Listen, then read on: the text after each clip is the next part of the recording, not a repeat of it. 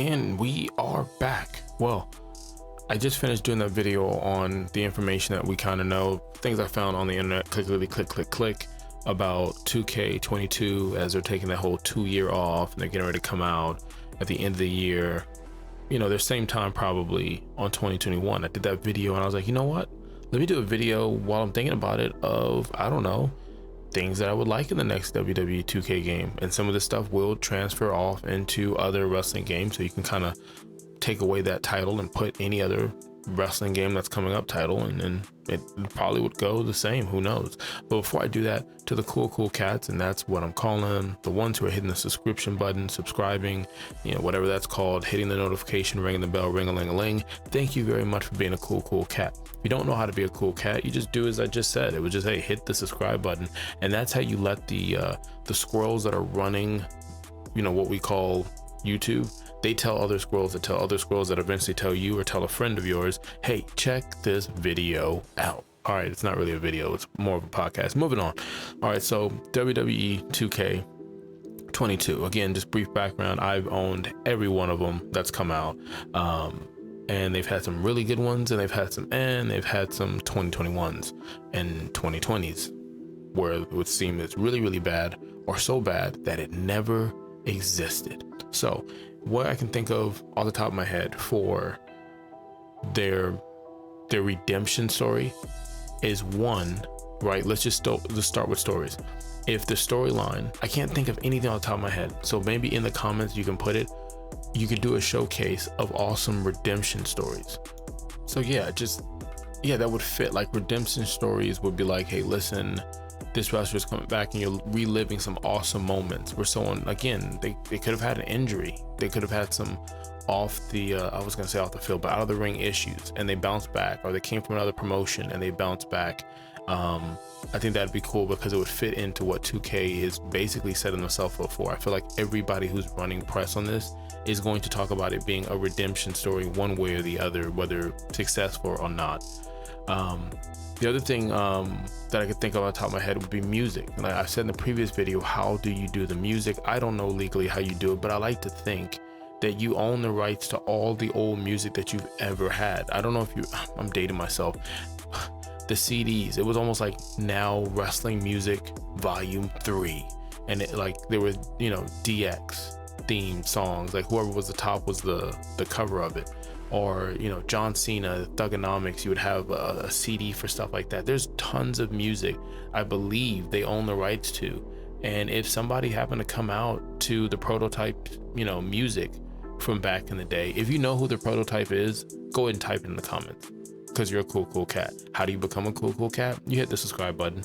And we have over 130 cool cats. And the fact that this channel just started in October, that's awesome. Thank you very much. Moving on, next gen pop, right? For some reason, the crowds feel so lifeless.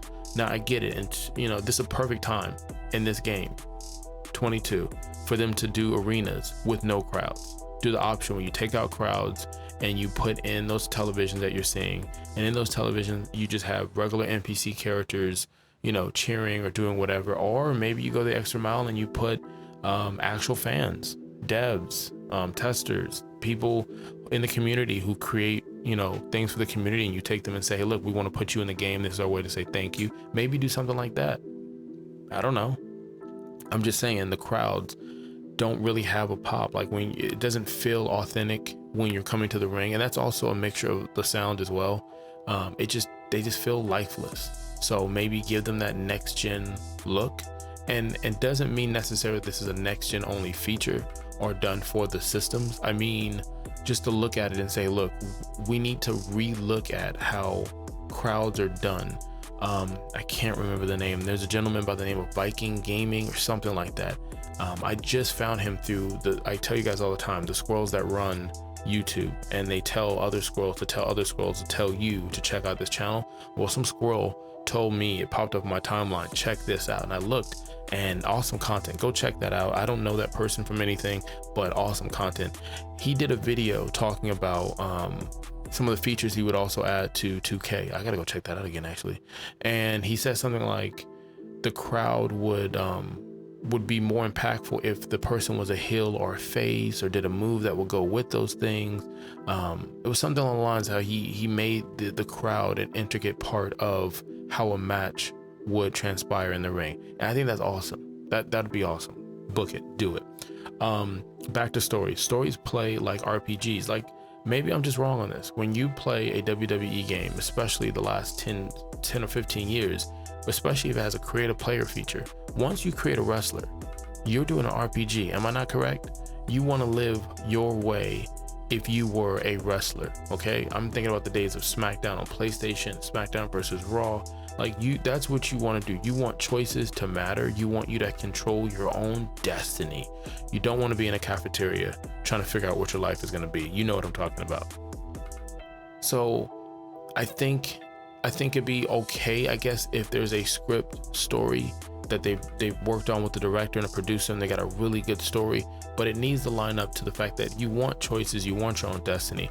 If not, then I don't think the fans would care for the cutscenes and the lines if you gave them an opportunity to create their own promo, create their own, whether or not they're going to be a top wrestler or mid-card. Like, what is wrong with saying, hey, listen, when you play the story or the career mode, however you want to call it, you might not be a future Hall of Famer. You might not be a main event. You might not be Mr. Showtime. You could be a jobber, and there's nothing wrong with that. You could be a mid-card, and there's nothing wrong with that. It would be cool conversation if you're playing online or hanging out with your friends and you both are mid-cards and you're working together to become main event. I'm just saying the storyline should feel more impactful for the choices that you make. Showcase. Going back to Showcase, I really enjoyed the storyline part. And in Showcase, there's been some really good Showcase moments they've had in the series. Daniel was one of them. Stone Cold Steve Austin. I mean, you cannot not say that one, right? On the top of my head, remember the Shawn Michaels and Triple H? Like, there were some really awesome stories that they told with Showcase, and they have so many more that they can tell in it, because again, so many years of professional wrestling here. But just two off the top of my head that they came off, if let's say this next game they started focusing on hardcore, because there's a new game coming out called Ultra Violence Pro Wrestling. Now, I don't think WWE is going to go that hardcore, but let's say you want to kind of get back in that lane a little bit, you would do a showcase on WCW, and WCW would be the showcase, and it would help the focus being on hardcore, because you would go through epic moments from WCW, and that's an angle. Or what about WCW versus WWF, like the Monday Night Wars? Like, let's say that was a storyline, and you're going from channel to channel. Again, Vince owns them both, so it's not like you're losing anything off of it. So you're literally doing a match here, and that's what the cameras look like on Raw, and then you switch over from, DX and them playing poker on a table. Then you switch over and you're watching Lex Luger like pick whether or not he's going to be NWO. I don't know. I'm just making up stuff off the top of my head. Moving on, the community that makes create a wrestler features or pieces or anything, I don't know what to call it, but the community, you know what I mean? They are the real stars of this. Don't get me wrong, I love the devs. They work hard on this game.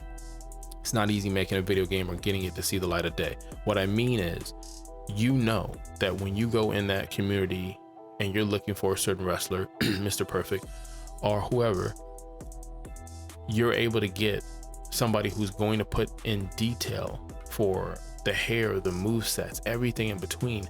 And I think 2022 needs to embrace that community. And when I mean embrace it, I mean, like, it's got to be easier to go inside and pick a character. I think you get 20 in a 24-hour period, and some games give you 60 in a 24-hour period. You press a button for search, and if you hit the button, even if you do the right way, it takes you back out to the original screen. So you got to redo that all over again to go back in.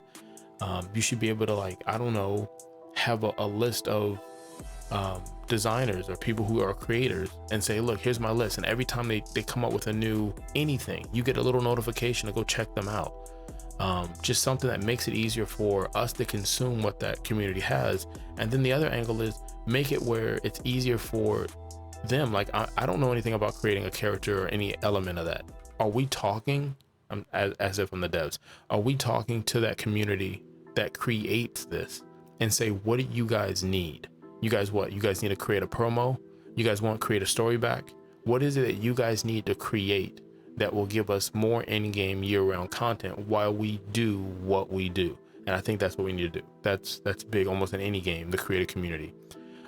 Create a finisher, create a story. Again, I think that creative element is super huge, because if their end game is a miss, meaning that the showcase isn't what people liked, or they already beat it, or the game has a replay value of a certain extent because the match is online play, when you add that extra element, it changes everything. So I would say, yeah, create a story, create a finisher. Those would be awesome. They say defense wins championships. How does that work with gameplay? Would gameplay be defense? Because if you don't have a good gameplay that's simple but can still be skillful, how does that work? Then what is in-game content? Is that like the offense? Is that, I don't know. You can put that in the comments.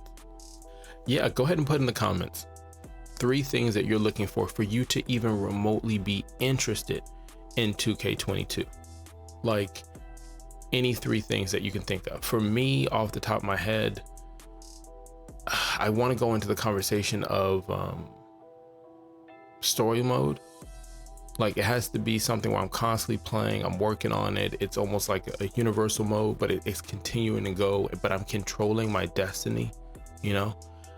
Working my way up the cards. Maybe, like I said, maybe I'm not a main card kind of guy. Maybe Mr. Showtime is a mid card guy, and that's fine. I'm the best technical mid card wrestler in the history of the WWE, and that's okay. That's okay in my books, baby. The other thing I would say is the feel. I know they pride themselves in being basically a simulating game, being more realistic than arcade, but the moves don't feel real. The bangs, the bumps, the pop, not the pop of the crowd, but when you do certain moves, just you don't feel it. There's some weird, I can't explain, like a disconnect. Like if you played No Mercy right now and you went ahead and did a move and the person's just bop, and you can see them like they fall down on their back and their head is bobbling, they're like, oh. You feel that. Even today you still feel that. So I don't know, I would say maybe the moves, making sure that all the moves I saw in the previous year I'm able to actually do, and the buttons make sense, the reversals make sense, and I feel the action inside the ring. And then the last one, I'm gonna go off of what Peter kind of talked about, like one of the devs. He said, hey, look, we're looking into the strategy of live service. How do you feel about a live service game? Well, I feel live service games scare me. And why do they scare me? If you buy enough of them, you know what happens. A lot of times the game doesn't come out finished, and their thing to you is, well, it's live service, and that means we're gonna fix it at some point. No, live service to me means it's a completed working game with things and elements that are added towards the game throughout the years of its live service. Not you put out a game that's buggy, glitchy, not working properly, and then you tell us, well, the excuse is every month we do maintenance, or we got this new patch that you've got to pay for downloadable content. And for the people who are day one, it's a rough experience. And to other people who pick it up for $19.99 3 years down the line, they're like, this is an awesome game, it's got so much to do. And you're just looking at them like, So I don't know. So I would put that in there as far as live service. Live service should be a must in this game. If it isn't going to be a live service game, and I understand it, that maybe they don't want to go that route, because can you imagine 2K's money? The way they had to take a year off of guaranteed money from people who for some reason think that this is the only entertainment wrestling they can get to their video game systems or PC, and they took a full year off. That cost them money, right? Can you imagine if they made this live service and then for 3 or 4 years you didn't get a 2K? Like, how much are the downloadable content it's going to cost for that, right? How many loot boxes or anything like that? That's the thing that cautions me for a game like this going live service. Now, if you tell me, hey, look, we're going to use certain elements of live service, so if someone changes a gimmick, it's in the maintenance patch, it just happened. If someone changed a costume, it just happened. If there was a new entrance, we put it in the game automatically. Like, if you're going to tell me you're doing something like that to keep the game new out of the box, go for it. But again, that's just kind of what I'm looking for in the WWE 2K22 series. The redemption story, if you would. Again, a cover with only new upcoming WWE talent is what I'm looking for. It's nothing against the older guys and gals who have done this and they've won gold or whatever the case is. I just think for some reason they're not focusing on their young talent, and they're missing out on opportunity. And a perfect way to showcase that is them being on the cover of your game and putting multiple people on the cover versus one individual in the game. But it's a win for us as gamers who love wrestling games. I don't have to remind you, but I will. Hit the subscribe button. But you got the wrestling code, you got Ultra Violence Pro Wrestling, you got Retromania Wrestling, you got AAW Wrestling. I can't, hopefully I'm not forgetting anything, but I'm not forgetting you guys. You guys have been super supportive. I appreciate everything you guys do. Thank you. Until next time, Kalika Lika Lao.